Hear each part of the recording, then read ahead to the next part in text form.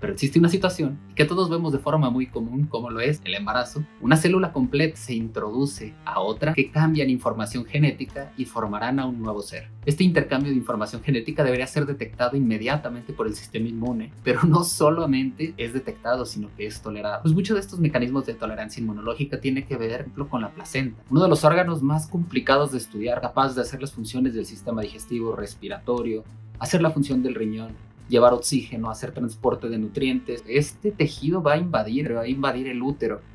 Y aún así el sistema inmune no lo rechaza. Es una contradicción a cómo funciona el sistema inmune. Hola y bienvenido a un nuevo episodio de Medicina Aplicada.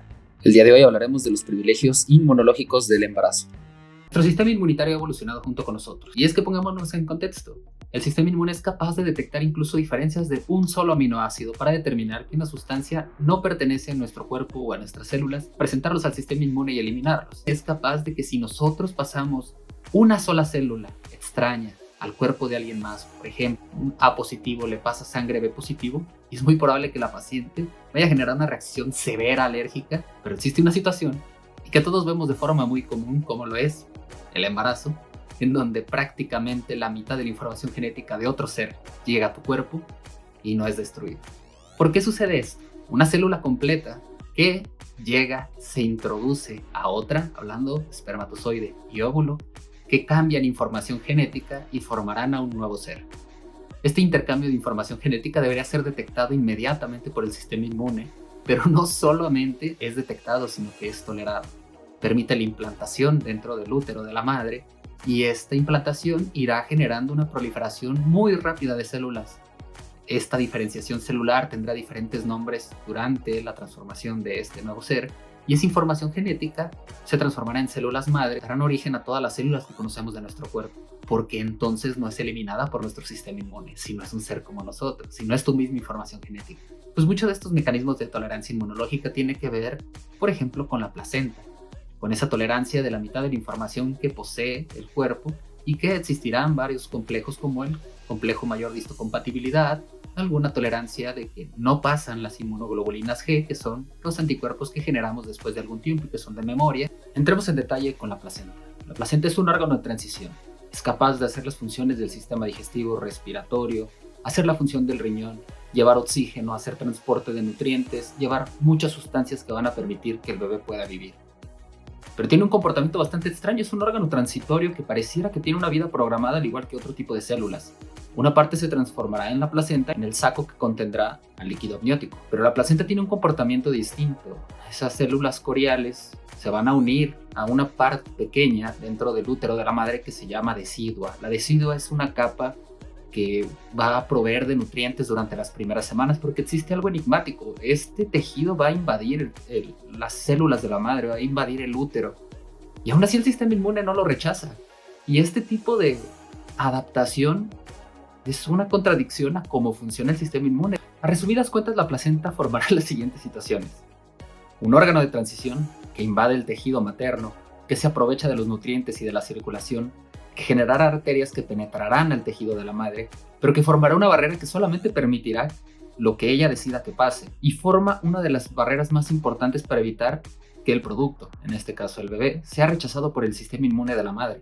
Uno de los órganos más complicados de estudiar porque, por obvias razones, se han estudiado placenta de otro tipo de animales, ya que en las fases iniciales, cuando es un poco más enigmática de saber qué está sucediendo con la placenta y qué transformaciones está haciendo, por qué no es rechazada antes por el sistema inmunitario, sería peligroso realizarlo en un embarazo humano, por lo cual ha sido muy difícil de obtener una muestra suficiente para poder analizar las células y establecer el comportamiento. Pongámoslo de esta forma: cuando nosotros intentamos realizar un trasplante y que durante los últimos 60 años se ha avanzado muchísimo, se requieren al menos de 2 a 3 fármacos para poder mantener un trasplante para evitar el rechazo. Prácticamente tenemos durante 9 meses a un ser extraño dentro del cuerpo de la madre, sin requerir ningún tipo de inmunosupresión, y sin embargo vive. En el trasplante, si tú quieres pasarle un órgano sólido a alguien, requieres que mínimo sea un grupo similar. En el trasplante no importa el RH, si es positivo o negativo. Lo que importa es que sea del grupo A, B o AB, independientemente. No importa el RH. Para pasar sangre, claro que importa que sea positivo o negativo y del mismo grupo para que no existan complicaciones.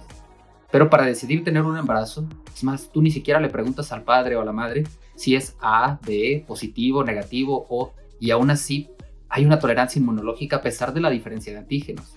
Si bien es cierto, existe alguna condición, por ejemplo, cuando la madre es de un RH positivo y se expone al padre que es un RH negativo y el bebé nace con la sangre del padre y será un RH negativo, generalmente en el primer embarazo no tiene ningún problema. ¿Cuándo es cuando tienen problemas en el segundo embarazo? ¿Y cuándo sucede esto? Cuando existe una exposición del material para que esto pueda ser posible, o sea, durante el parto, en algún tipo de complicaciones durante el embarazo, que existe intercambio sanguíneo y entonces el cuerpo de la madre, el sistema inmunitario, es entonces cuando va a generar anticuerpos para ese RH negativo o para ese RH extraño si la madre es negativa y el RH es positivo. Pero en el primer embarazo no sucede nada. Generalmente habrá una tolerancia. Incluso en la actualidad existe una vacuna para evitar a estas mujeres que han sido expuestas. Se les aplica esta vacuna, conocida como Rogan. Historia interesante también de cómo nace esto. Y se puede llevar el embarazo a término. ¿Qué otro factor influye para que se pueda tener una tolerancia inmunológica? Es bien sabido que el sistema inmune va madurando conforme se va exponiendo a diversas infecciones, a diversos agentes, hongos, bacterias, virus. Esto se va adaptando el cuerpo dependiendo de esta exposición que va teniendo durante los años y de dónde va a tener el primer contacto el bebé con las bacterias, los virus y en general este tipo de microorganismos, pues incluso desde el segundo trimestre. Previamente se tenía la creencia de que el bebé tenía un ambiente estéril dentro del útero. Actualmente no. Se han hecho diversos estudios para comprobar si existiera ADN bacteriano y se ha descubierto que en efecto existen bacterias dentro de la vida intrauterina. Y este tipo de bacterias generará los primeros estímulos para que el bebé pueda interaccionar y establecer una relación con su sistema inmune y establecer la tolerancia. ¿Y qué tan importante es esta flora bacteriana para el bebé? Bueno, actualmente cada vez crece más la información que una flora bacteriana sana, que es la presencia de bacterias en intestino, en piel, en mucosas, en general en todo nuestro cuerpo que está colonizado, va a tener una relación directa a ciertas enfermedades, especialmente aquellas que tienen carácter autoinmunitario, por ejemplo, enfermedad inflamatoria intestinal o incluso enfermedades de la vida adulta como Alzheimer o demencias que pueden estar asociadas a esta flora bacteriana sana. Existe mucha relación simbiótica entre la presencia de las bacterias en el intestino del bebé y la interacción con el medio ambiente. Estas bacterias se encargan hasta cierto punto de sintetizar un cofactor muy importante para la coagulación, en este caso la vitamina K. Si bien cabe aclarar, la vitamina K la administramos al momento del nacimiento no porque no tenga bacterias en el intestino, sino porque los depósitos que se guardan en diversos órganos, principalmente en el hígado, están depletados y el bebé no ha podido suplementarlos por medio de la dieta. Será la principal fuente donde la obtendremos. Y además, esta flora bacteriana ayudará con una parte de la producción de vitamina K endógena y a este reciclaje que puede tener el cuerpo para no tener deficiencia de los factores de coagulación. Si no tenemos factores de coagulación, entonces tendremos riesgo de sangrado. Y es por eso que se les administra al momento del nacimiento. Ahora bien, ¿importa el método por el que nazca el bebé, sea por parto o cesárea? Claro que importa. Esta flora bacteriana dependerá específicamente de dónde se exponga el bebé. Pero ojo, la parte más importante por la que tendrá contacto el bebé con las bacterias será el tubo digestivo, y esto principalmente con los alimentos que va a recibir. Es por eso que una de las fases fundamentales al momento del nacimiento del bebé, la lactancia materna exclusiva. Durante los primeros días se encontrará el suero más importante que defenderá al bebé, sobre todo de infecciones gastrointestinales, entre muchas otras enfermedades. Las inmunoglobulinas que administra la madre, se llamará calostro, contendrá una gran cantidad de inmunoglobulinas y estas inmunoglobulinas protegerán al bebé mientras él va madurando su sistema inmune y se defiende de estos agentes. De hecho, una de las principales causas de muerte a lo largo de la historia en los infantes han sido las diarreas. Y por eso se insiste tanto en la lactancia materna exclusiva, siempre en las etapas iniciales de la vida. Estas inmunoglobulinas se absorberán por el intestino, pero si no se alimenta al bebé con esto, estará expuesto con esta inmunidad pasiva, ya que estos anticuerpos preformados se los está dando la madre. Entonces, si ese sistema inmunitario es inmaduro, ¿influye en que la madre no lo rechace? Pues en parte sí, porque la mayoría de los linfocitos requiere de esa exposición de las células presentadoras de antígenos, de los linfocitos B, para que puedan ir aprendiendo qué cosas son buenas o malas, o qué cosas pertenecen a su cuerpo y cuáles no. Y entonces irán generando anticuerpos, irán generando linfocitos T sensibilizados de memoria, y eso podrá ayudar a que pueda ser detectado como extraño y rechazado. Pero ¿qué sucede si todos los linfocitos del bebé son vírgenes y no han estado expuestos a ningún antígeno? Pues parte de esto es una de las explicaciones, porque además de compartir el 50% de la información, Bueno, un sistema inmune no maduro no tendrá antígenos de los cuales tomarse.